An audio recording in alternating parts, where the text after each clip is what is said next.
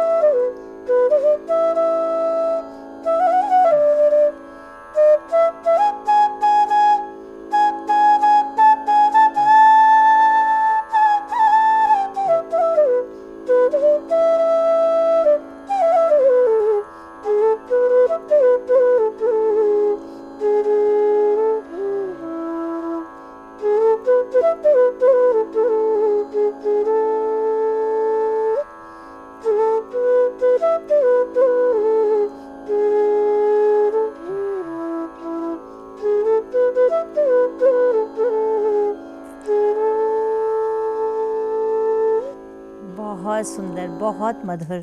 और बांसुरी की धुन में ये आवाज़ जो है, ये जो हमारा गाना है हिमाचल पर, और ज़्यादा खूबसूरत लग रहा है।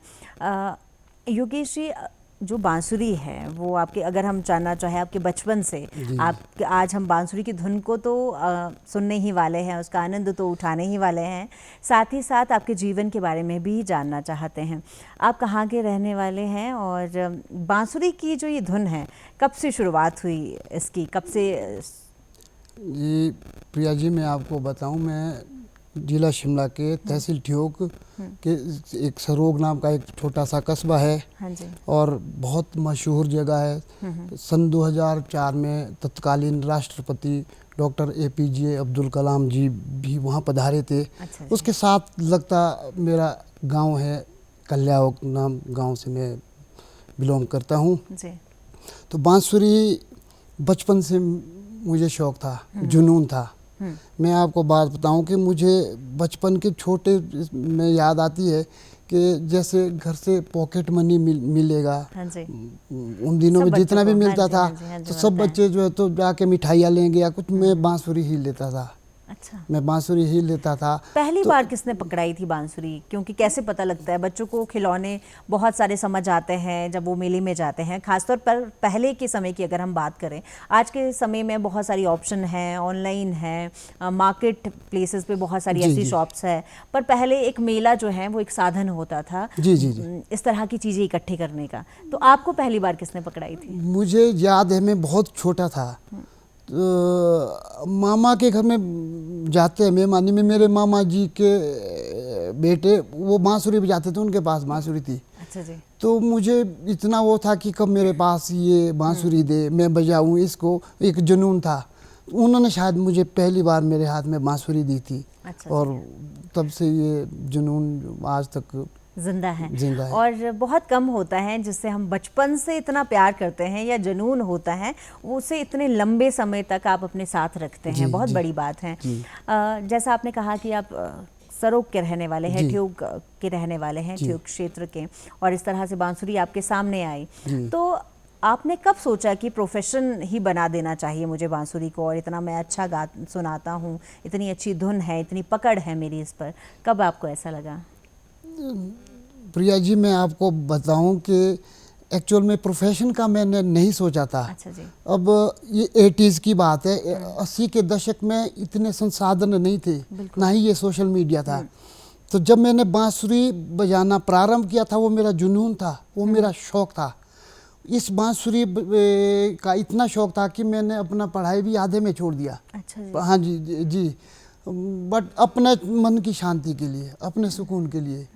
ये मुझे भी मालूम नहीं कि कब मैं कैसे इस प्रोफेशन में आया हूँ, कैसे कैसे ये कुछ हुआ है। इस बात को मैं आपके सामने पूरा डिस्क्राइब नहीं कर पाऊंगा, बट ये पहले से मेरा पैशन रहा है, पहले बहुत ज़्यादा शौक रहा है। बिल्कुल। लाइफ का एक ही उद्देश्य था, संगीत संगीत संगीत। जी। सुकून की आपने यहाँ पर बात की कि जब आप बांसुरी बजाते हैं तो आपको सुकून मिलता है। जी जी और जब हम बात करें किसी अदर पर्सन की जो बांसुरी सुनते हैं, श्रोता जो होते हैं, उन्हें भी बहुत ज़्यादा सुकून मिलता है जब वो इस तरह की धुन सुनते हैं, और ख़ासतौर पर जब बांसुरी की धुन सुनते हैं। हम सुकून की यहाँ पर बात कर रहे थे और बांसुरी की धुन की आप बात कर रहे हैं, तो हम चाहते हैं कि एक सुकून भरा कोई ऐसी धुन जो भगवान से जुड़ी हो, कोई सुना दीजिए हमारे दर्शकों जी के जी लिए। जरूर जरूर जरूर।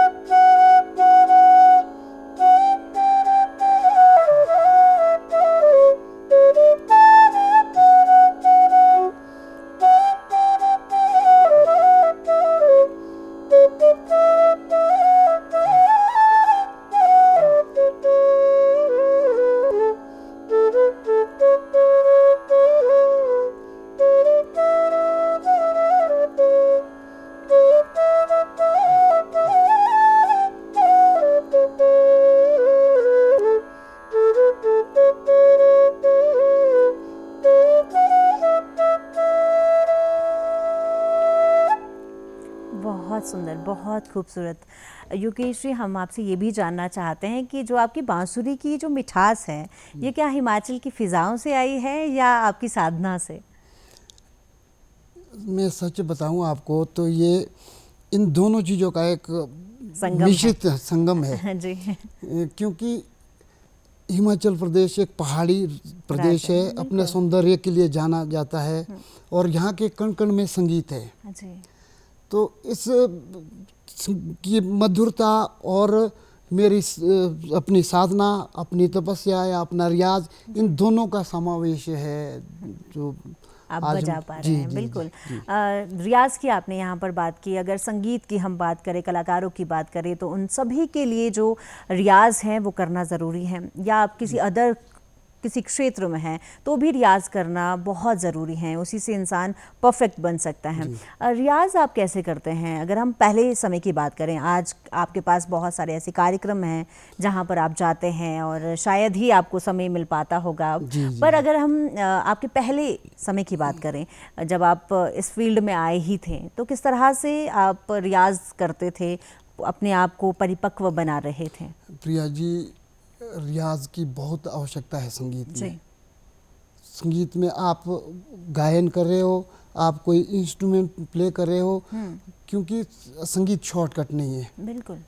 बहुत ज़्यादा इसमें तपस्या करनी पड़ती है, तपस्या जिसको बोलते हैं। तो शुरुआत में जो हमारा जो रियाज का जो रहता था, मैं 3-3 घंटे 4-4 घंटे लगातार बिना उठे अपना एक बैठक बना के अपने सुरों को लगाना है, तभी शुद्धता सुरों में आती है। कोशिश करते हैं, बाकी जितना करो संगीत में उतना कम है, क्योंकि संगीत का कोई अंत नहीं है। आप जितना इसको करते जाएंगे उतना ही ये आपको सीखने के लिए, मतलब कभी भी ऐसा नहीं है, बिल्कुल सीखने के लिए ताउम्र सीखने वाली चीज़ है। ताउम्र सीखने वाली चीज़ है जी। जी। रेडियो से भी आप जुड़े हैं काफ़ी जी, लंबे समय से, तो उस पे भी हम जानना चाहते हैं कैसे जर्नी वहाँ की स्टार्ट हुई, कैसे आप रेडियो तक पहुँचे, आकाशवाणी की अगर हम बात करें तो? ये बात है 10 अगस्त 1995 की। अच्छा जी। मेरी पहली रिकॉर्डिंग वहाँ से बजी थी।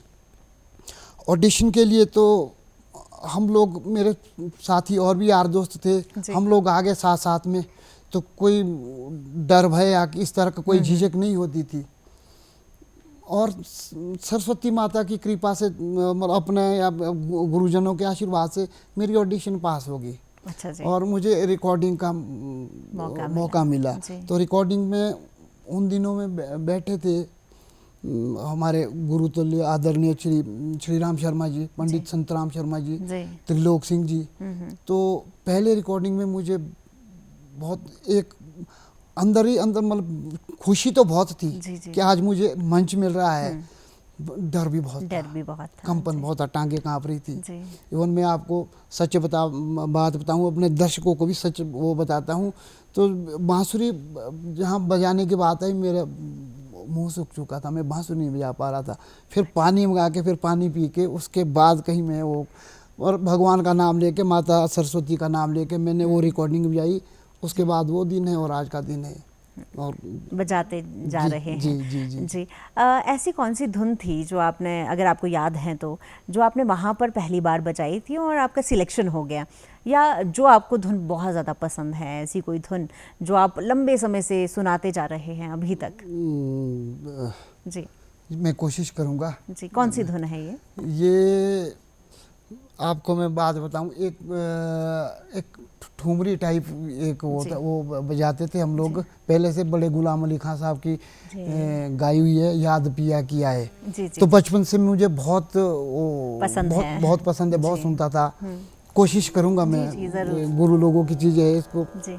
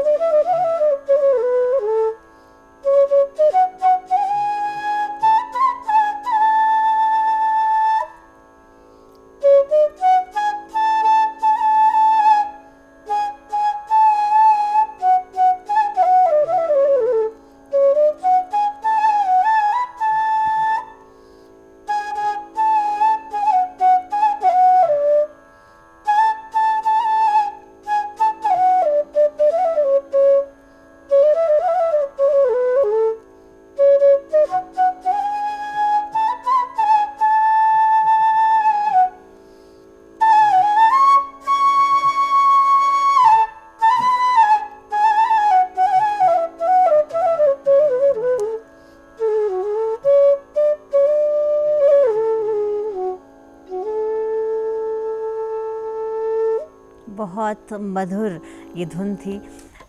योगेश जी, हम आपसे ये भी जानना चाहते हैं कि जब आप बांसुरी की धुन बजाते हैं तो जो श्रोता है उससे आप क्या चाहते हैं कि वो क्या महसूस करे?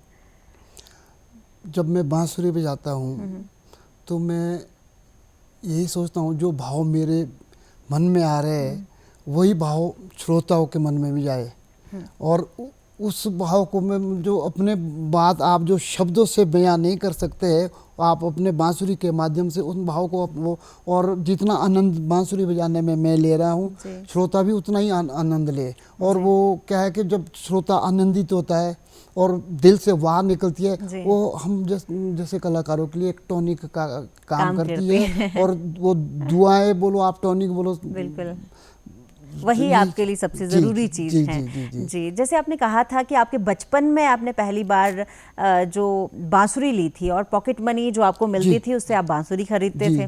तो अभी तक आपके पास कितनी बांसुरी हैं? बांसुरी, क्या वो बचपन वाली बांसुरी अभी तक है? अभी तक नहीं होगी, तब वो बचपन की बात ही मैं बांटता गया और लेता भी गया। तो उसके बाद जब मैं प्रोफेशनल लाइन में आया तब मैंने बांसुरी का पूरा सेट लिया। प्रोफेशनल बांसुरी दिल्ली में पूनम फ्लूट के नाम से काफ़ी मशहूर है, ऑल वर्ल्ड उनका बांसुरी जो है तो जाती है। तो वहाँ से मैंने 25 बांसुरी का सेट लिया। हाँ जी। अच्छा, वो जो आप कह रहे हो कि 25 बांसुरी, वो जो बांसुरी होती हैं वो सेम होती है या अलग अलग होती हैं, अलग अलग धुनों पर बजाई जाती हैं, कुछ इस तरह का होता है? एक्चुअल क्योंकि जो देखने वाले हैं हम सभी को सिर्फ एक बांस का डंडा दिखता है, एक बांस की लकड़ी दिखती है जिसमें कि कुछ होल्स होते हैं, सब एक जैसी लगती हैं। तो आप हमें थोड़ा सा बताइए कि बांसुरी में क्या डिफरेंस होता है? जो आपने 25 बांसुरी खासतौर पर ली है वो आपने क्यों ली? ये स्केल के हिसाब से होती है। जैसे संगीत में प्रयोग होने वाले स्वर कहते हैं, ऐसे तो स्वर 7 है शुद्ध, पर कोमल और तीव्र को मिला के स्वर 12 बनते हैं। अच्छा, ठीक है जी।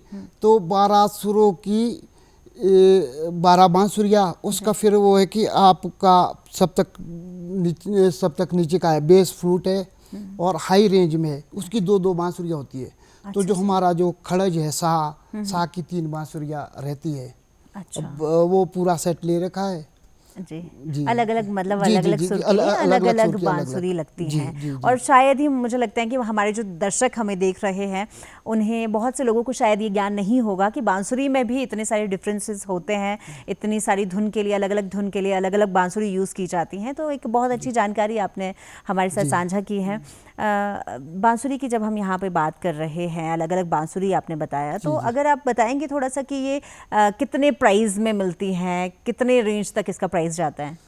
बांसुरी प्रिया जी, अगर आप प्रोफेशनल बांसुरी लेना चाह रहे हैं तो इसका तो 1 लाख से ऊपर तक का भी प्राइस है जी। महंगे से महंगी, फिर आपको अच्छे सुरों में सदी हुई बांसुरी मिलेगी जो बहुत ज़्यादा गर्मी में चढ़ेगी भी नहीं और बहुत ज़्यादा सर्दी में उतरेगी भी नहीं, क्योंकि बांस है, बांस की लकड़ी है। तो ये इसका ये भी रहता है। तो ये स्पेशली जो पूनम फ्लूट का जो बांस है ये वियतनाम से आता है। वियतनाम से बांस आता है, तो उस हिसाब से इसको तराशते हैं ये लोग कि जो स्थिर रहे सुर में। बिल्कुल। अगर हम हमारे देश की बात करें तो भक्ति संगीत पे तो आप धुन बजाते ही हैं और ठुमरी पर आपने सुनाया हमें। अगर हम देशभक्ति की बात करें खास तौर पर, तो वंदे मातरम जो है उसके 150 साल पूरे हो चुके हैं और बहुत सारे टीवी चैनल्स पर, दूरदर्शन पर हमारे बहुत सारे कार्यक्रम उस पर चल रहे हैं और पूरे देश में बहुत सारे कार्यक्रम चलाए जा रहे हैं वंदे मातरम की 150 साल पूरे होने पर। तो हम चाहते हैं कि वंदे मातरम की अगर आप धुन हमारे दर्शकों को सुना दें तो बहुत अच्छी ये शुरुआत हमारे कार्यक्रम की आज होगी। जी जी ज़रूर।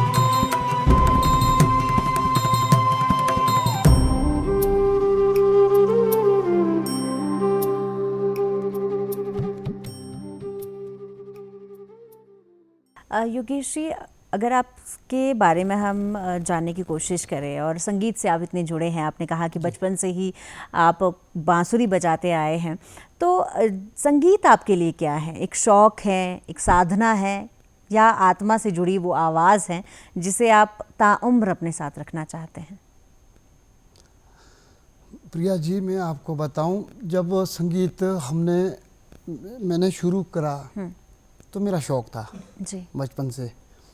तो उसको शौक़ को पूरा करने के लिए मुझे साधना भी करनी पड़ी। अगर आप आज बोलो तो आज संगीत मेरे लिए सब कुछ है। बिल्कुल सब कुछ है संगीत मेरे लिए। मैं जितना इसके लिए कर सकूं उतना कम है। मैं ये मान के चलो कि मैंने पूरा लाइफ इसी के लिए अपना हुआ है, कोई उद्देश्य नहीं रखा है जीवन में। जितना संगीत की सेवा कर पाऊं उतना करूँगा। बहुत ही अच्छी आपने बात कही है कि पहले आपको शौक़ था, उसके बाद अगर आपको शौक़ ताउम्र रखना है अपने साथ, तो उसके लिए साधना करनी बहुत ज़रूरी है, मेहनत करनी बहुत ज़रूरी है। और जो आप करते आए हैं अभी तक, तभी संगीत से आप इतने जुड़े हैं, बड़े बड़े मंच आपको मिले हैं और बहुत सारे चैनल्स पर आपने काम किया है। थोड़ा सा एक्सपीरियंस बताइए। आपने दूरदर्शन पर भी काफ़ी बार आप आए हैं, अपनी धुन से हमारे दर्शकों को मोहित किया है, और भी आप बहुत सारे कार्यक्रम करते आए हैं। किस तरह का एक्सपीरियंस रहता है जब लोग आपकी धुन को पसंद करते हैं? बहुत अच्छा लगता है जी। बहुत सुकून और मन को आनंद मिलता है। लोग देखते हैं, लोग एप्रिशिएट करते हैं, सुनते हैं, पसंद करते हैं, तो बहुत अच्छा लगता है और अपने आप में एक अच्छा मतलब अनुभव होता है, दिल को सुकून मिलता है जी। जी, अगर आपके जीवन की हम बात करें तो आपको ज़्यादातर जो लोग हैं वो पसंद करते हैं भक्तिमय संगीत जो आप गाते हैं। बहुत सारे ऐसे कार्यक्रम में आप जाते हैं जहाँ पर भक्ति से जुड़े कार्यक्रम रहते हैं तो हम चाहते हैं कि भक्ति से जुड़ा कोई हमें कुछ सुना दीजिए, आप कोई धुन सुना दीजिए। ज़रूर।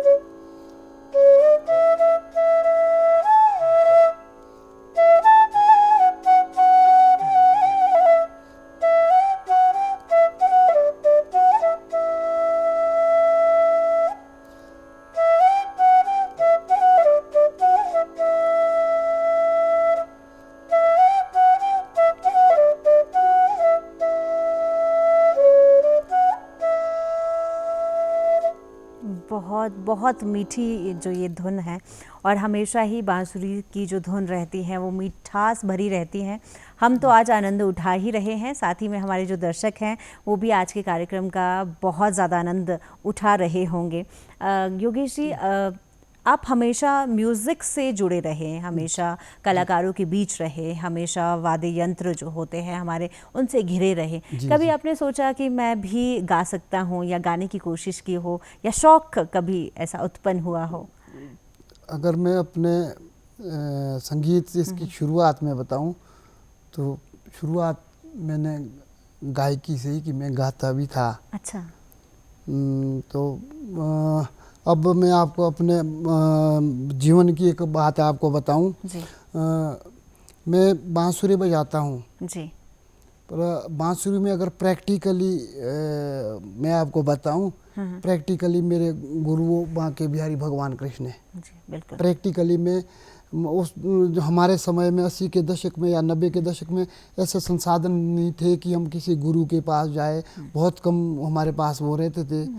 तो मैंने वोकल संगीत सीखा, वोकल संगीत सीखा तो गायकी करता था छोटी मोटी। वो जो सीखा उसको अप्लाई फ्लूट पे करता गया। जी जी जी। तो उसी से ही बस ये उस दौरान गाते थे। जब बांसुरी का शौक आया उसके बाद गाना अपने आप छूट गया। जी। जैसे आपने पहले के और आज के समय की बात की कि आज समय जो है वो बदल रहा है। पहले समय में इतने ज़्यादा संसाधन हमारे पास नहीं होते थे, और आज के समय की अगर हम बात करें या पहले के समय की हम बात करें तो म्यूजिशियन जो है, एक कलाकार जो रहता है, जो गाने गाता है, जो म्यूज़िक करते हैं, वो हमेशा आगे रहते हैं। और जो म्यूजिशियन है, जो वाद्य यंत्र बजाते हैं, उन्हें कैमरा में आने का इतना मौका नहीं मिलता। वो उनका पूरा साथ निभाते हैं क्योंकि एक टीम वर्क ये रहता है।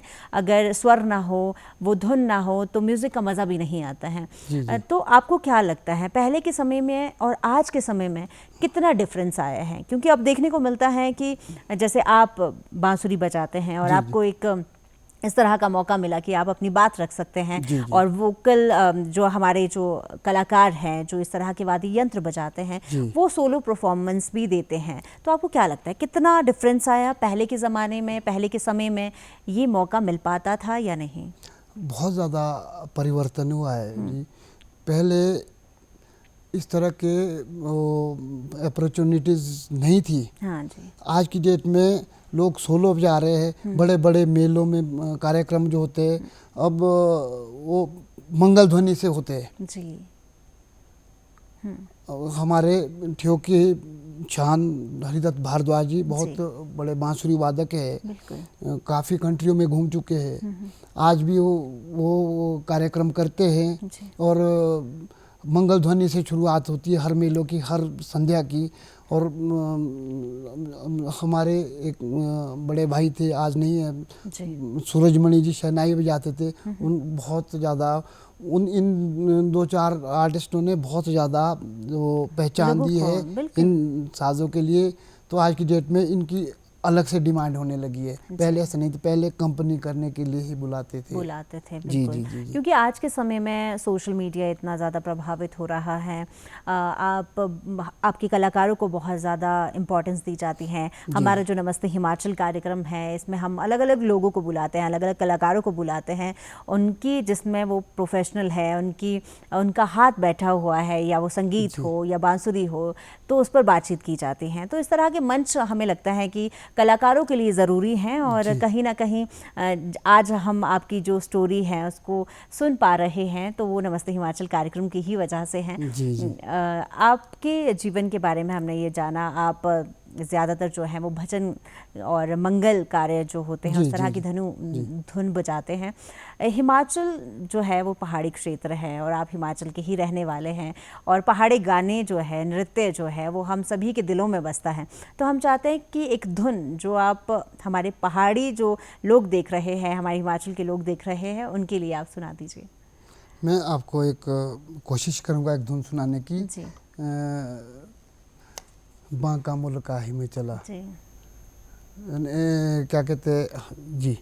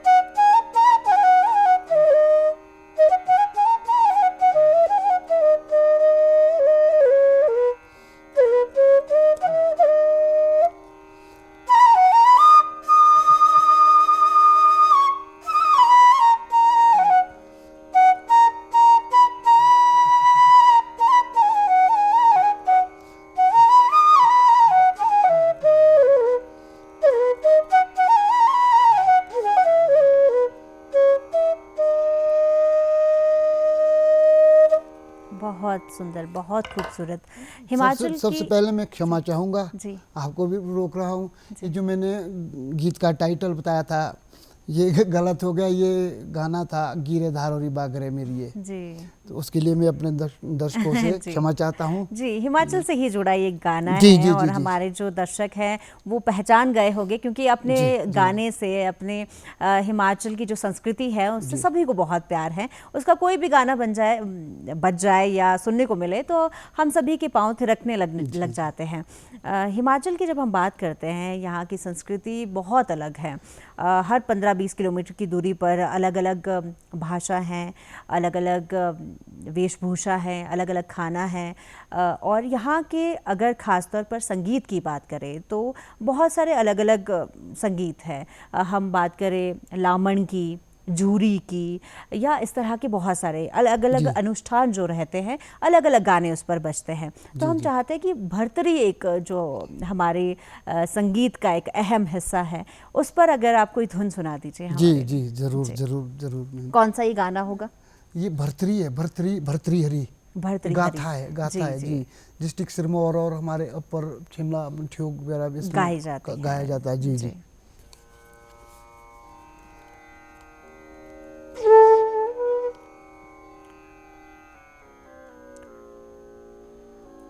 जी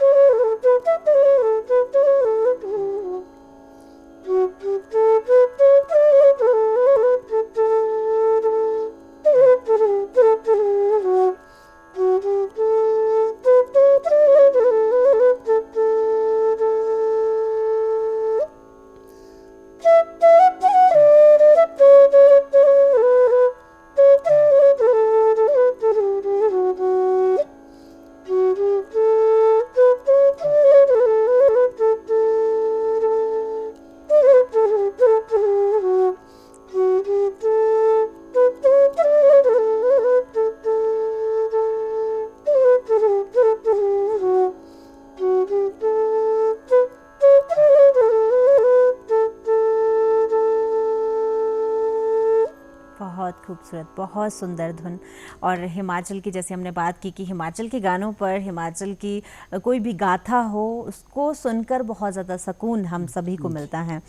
हिमाचल की यहाँ पर हम बात कर रहे थे। अगर हम हिंदी गानों की बात करें, जैसा कि आपने ठुमरी भी हमें जी सुनाई, जी जी तो कोई ऐसा हिंदी गाना जो आपको बहुत पसंद है, अक्सर आप सुनते हैं, अपने रेडियो में बजाते हैं, आप टीवी में देखते हैं या फ़ोन पे लगाते हैं, जो आपको बहुत ज़्यादा पसंद है काफ़ी लंबे समय से, ऐसा कौन सा गीत है? अ, कोशिश करूँगा गीत जी बजाने की। जी, ठीक है जी। कौन सा गीत है ये? ये गीत है जी इशारों इशारों में, जी ये राग पहाड़ी पे। जी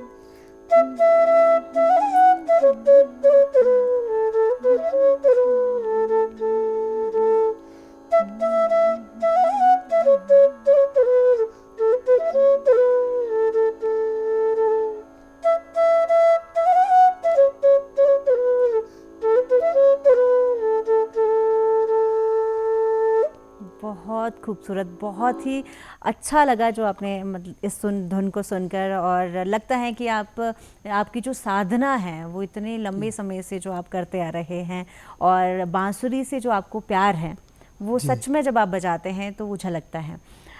बांसुरी बजाने के लिए सिर्फ अगर हम बात करें तकनीक की ज़रूरत नहीं होती, बल्कि भावनाओं की जो गहराई है उसकी भी बहुत ज़रूरत होती है। तो आप अपने संगीत में जो ये भाव लेकर आते हैं उसके लिए कहाँ से लेकर आते हैं, क्या कुछ ऐसा करते हैं? क्योंकि इतना खूबसूरत भाव लेकर आना, इतनी गहराई में श्रोताओं को लेकर जाना एक बहुत बड़ी बात होती है। ये भाव या एनर्जी हमें श्रोताओं से ही मिलती है जी।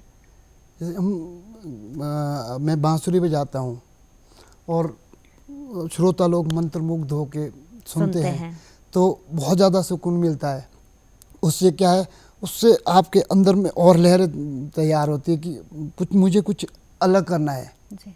मुझे कुछ, हर इंसान जो संगीत वाला जो आदमी है जो संगीत बजाएगा या गाएगा वो अच्छा करने के लिए गाएगा कि अच्छा, तो ये एनर्जी श्रोताओं से, ऑडियंस से ही ज़्यादा मिलती है कि हाँ जी, जो आनंद मुझे आ रहा है वो आनंद ये लोग भी ले रहे हैं और मैं इसके ज़्यादा कुछ और करूँ और ज़्यादा भाव कहीं ना जागता कहीं है। और ज़्यादा ये भाव आता है, ये मोटिवेशन आती है कि हम और ज़िंदगी में आगे बढ़े जब कोई आपको प्रेज़ करता है। बहुत ही अच्छी आपने बात कही है, और भाव लाना बहुत ज़रूरी होता है। और जिस तरह का इंस्ट्रूमेंट आपके पास है, खासतौर पर बांसुरी आप बजाते हैं, और बांसुरी में कोई शब्द नहीं, पर उसके बावजूद भी हम इसको इतना एंजॉय करते हैं जो हमारे दर्शक कहना चाहेंगे आज शायद आपसे भी कि वो भी आज का कार्यक्रम बहुत ज़्यादा एंजॉय कर रहे होंगे इस इतनी खूबसूरत धुन के साथ।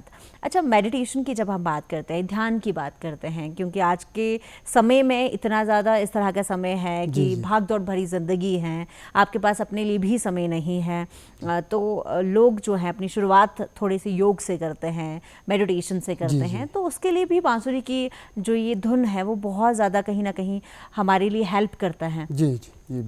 तो आपका जो संगीत है आपके लिए स्थिरता बहुत ज़्यादा ज़रूरी है बांसुरी बजाने के लिए, अपने भाव को कंट्रोल करने के लिए, क्योंकि आपके लिए सबसे ज़्यादा ज़रूरी। आप कैसे कंट्रोल करते हैं? क्या कुछ ऐसे एक्सरसाइज करते हैं, योग करते हैं, क्या कुछ करते हैं? एक्सरसाइज, योग तो बहुत ज़्यादा आवश्यक है जी। क्योंकि अपना आपने बांसुरी बजाना है, आपके सांस का काम है, सांस का काम, तो इसमें श्वास वृद्धि मिलती है। जैसे हम लोग अनुलोम विलोम करते हैं, या मैंने पहले भी शायद बताया था कि सुबह सो के उठ के अपने बेड पे ही ओमकार का जाप ओमकार बिल्कुल अपना नाभि स्वर से, उससे क्या होगा कि उससे आपका 2-3 तरह के आपको फ़ायदे होंगे। चलो ज़्यादा इसमें तो हम नहीं जाएंगे, बट उसमें क्या है, जितना आप उसमें ओमकार का जाप जितना टाइम से, उतना आपका श्वास वृद्धि होती जाएगी, जो आपके हर इसमें बांसुरी बजाने वालों के लिए तो है, पर हर आम आदमी के लिए बहुत ज़्यादा ज़रूरी है। जी बिल्कुल। और जिस तरह के इंस्ट्रूमेंट के साथ आप जुड़े हैं, आपके लिए स्थिरता का होना बहुत ज़रूरी है, वो श्वास में हो चाहे आपके भाव में। जी। हमारे जो दर्शक आपको देख रहे हैं, आपने आज बांसुरी की आवाज़ उन तक पहुंचाई, अपनी बहुत बार आपको देखते आ रहे हैं, आपको सुनते आ रहे हैं, आपको बहुत ज़्यादा पसंद भी करते हैं, आप उन्हें क्या संदेश देना चाहते हैं दूरदर्शन के माध्यम से? मैं दूरदर्शन के माध्यम से यही कहना चाहूँगा, जो संगीत से जुड़े हुए जो लोग हैं उनके लिए तो कि वो अपना प्रॉपर वो अच्छा रियाज करे, संगीत का बेसिक करे। संगीत शॉर्टकट नहीं है, जितना रियाज करेंगे उतना, जितना तपेंगे उतना अच्छे से निकलेंगे।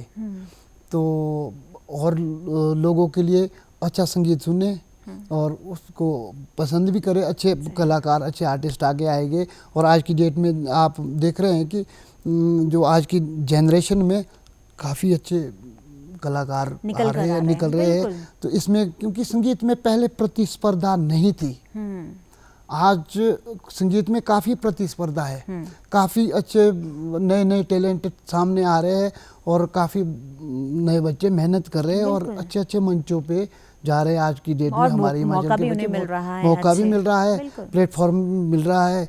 तो यही है कि बस मेहनत करते रहो, मेहनत करो, मेहनत से कभी पीछे नहीं हटो। पीछे मत। बाकी फल देना तो ऊपर उसका वाले तो की मर्जी बिल्कुल, है बिल्कुल। जी। बहुत ही अच्छा आपने संदेश दिया है कि हम सभी को मेहनत जो है वो करते रहना चाहिए, बाकी जो कर्म करते रहना चाहिए, फल की चिंता हमें नहीं जी, करनी जी। चाहिए, उसके लिए हमारी जो विश्वास है जिन पर, उन पर छोड़ देना चाहिए। आपका बहुत बहुत धन्यवाद, आप कार्यक्रम में आए और बहुत सारे दर्शकों को आपने जो ये मधुर धुन सुनाई उसका आनंद दिया, इसके लिए आपका बहुत बहुत धन्यवाद। तो दर्शकों, इसी के साथ आज का कार्यक्रम यहीं समाप्त होता है और आपको छूट जाते हैं योगेश शर्मा जी की खूबसूरत धुन के साथ। आपसे फिर मुलाकात होगी कल के कार्यक्रम में।